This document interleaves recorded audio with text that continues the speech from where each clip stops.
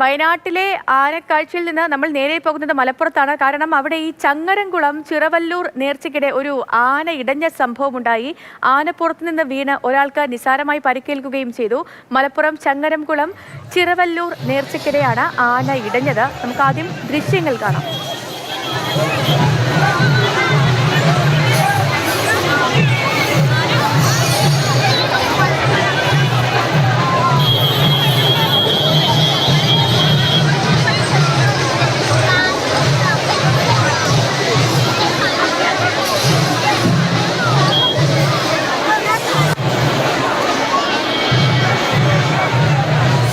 അരുൺ അമർനാഥ് ഉണ്ട്. അരുൺ, ഈ ആന ഇടയുന്ന സംഭവങ്ങൾ അതിപ്പോൾ നമ്മുടെ നാട്ടിൽ വ്യാപകമാവുകയാണ്. പ്രത്യേകിച്ച് ഈ ഉത്സവങ്ങളൊക്കെ നടക്കുന്ന സമയത്ത് എല്ലായിടത്തും ആന എഴുന്നള്ളിപ്പും കാര്യങ്ങളും ഒക്കെ ഉണ്ട്.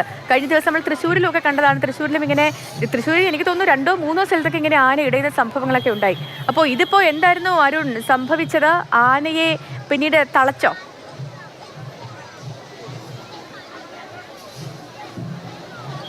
ആനയെ തളച്ചിട്ടുണ്ട് സേതു. ഇന്നലെ രാത്രി ആയിരുന്നു, അർദ്ധരാത്രി ആയിരുന്നു സംഭവം. 12:50 കൂടിയാണ് ഈ ആന ഇടഞ്ഞത്. ചിറവല്ലൂരിലെ ചന്ദനക്കൂടം നേർച്ചയ്ക്കായാണ് ആന എത്തിയത്. അപ്പോൾ ഈ ആനയ്ക്ക് പുറത്ത് 3 പേരുണ്ടായിരുന്നു. ഈ 3 പേരെയും ആന കുടഞ്ഞിട്ടു. അപ്പോൾ പാപ്പാന്മാരെടുത്തി ആനയെ ഒതുക്കി നിർത്തി. പക്ഷെ അവിടെ നിന്ന് ആന ഈ റോഡിലൂടെ വിരണ്ടോടുകയാണ് ഉണ്ടായത്. അപ്പോൾ ജനം ചിതറി ഓടിയ ഒരു പരിഭ്രാന്തി ഉണ്ടായ ഒരു സാഹചര്യം ഉണ്ടായി. പിന്നീട് പാപ്പാന്മാരെത്തി ആനയെ ഒരു പറമ്പിലേക്ക്, വിജനമായ ഒരു പറമ്പിലേക്ക് മാറ്റി അവിടെ എത്തി ആനയെ തളച്ചു. 1.5 മണിക്കൂർ കൊണ്ട് തന്നെ ആനയെ തളയ്ക്കാനായി എന്നുള്ളത് ഏറെ ആശ്വാസമായി. ഇയാൾക്ക് ആനപ്പുറത്തുണ്ടായിരുന്ന ഒരാൾക്ക് ഒരു നിസ്സാരമായാണ് പരിക്കേറ്റുള്ളത്, സാരമുള്ള പരിക്കല്ല എന്നുള്ളതും എന്തായാലും ആശ്വാസകരമായി.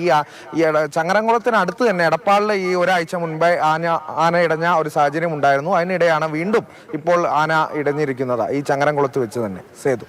ശരി അരുൺ, എന്താണെങ്കിലും ഈ പറഞ്ഞതുപോലെ മറ്റ് അനിഷ്ട സംഭവങ്ങളൊന്നും ഉണ്ടായില്ല എന്നുള്ളത് നമ്മളെ സംബന്ധിച്ച് ആശ്വാസകരമായൊരു കാര്യം. കാരണം ആനയ്ക്ക് ആന ഇടഞ്ഞു കഴിഞ്ഞാൽ പിന്നെ എന്തൊക്കെയാണ് സംഭവിക്കുന്നത് എന്നുള്ള കാര്യം നമുക്കറിയാവുന്നതാണ്. പക്ഷേ എന്താണെങ്കിലും ചങ്ങരംകുളത്ത് ഈ മറ്റ് അനിഷ്ട സംഭവങ്ങളൊന്നും ഉണ്ടായില്ല. മാത്രമല്ല പരിക്കേറ്റത് ഒരു ആൾക്ക് പരിക്കേറ്റത് തന്നെ നിസ്സാരമായ പരിക്കാണ്. അതൊക്കെ നമുക്ക് ആശ്വാസം നൽകുന്ന കാര്യം. പിന്നെ ഈ അധികാരികളുടെ ഒരു ശ്രദ്ധയ്ക്ക് വേണ്ടി, ഈ അമ്പലം ഭാരവാഹികളുടെ ഒക്കെ ഒരു ഓർമ്മയ്ക്ക് വേണ്ടിയിട്ട് ഈ ആനകളെയൊക്കെ കൊണ്ടുവരുമ്പോൾ അത് ഏതെങ്കിലും രീതിയിൽ പ്രകോപനം കൊള്ളുന്ന ആനയാണോ, മതപ്പാടുള്ള ആനയാണോ, ഈ കാര്യത്തിലൊക്കെ വ്യക്തത വരുത്തിയതിനു ശേഷം വേണം ഈ എഴുന്നള്ളിപ്പിനും അടക്കമുള്ള കാര്യങ്ങൾക്കും ഉത്സവങ്ങൾക്കായൊക്കെ ആനയെ എത്തിക്കാൻ. അതല്ലെങ്കിൽ ഇത്തരത്തിലുള്ള സംഭവങ്ങൾ ഇനിയും ആവർത്തിക്കപ്പെടും.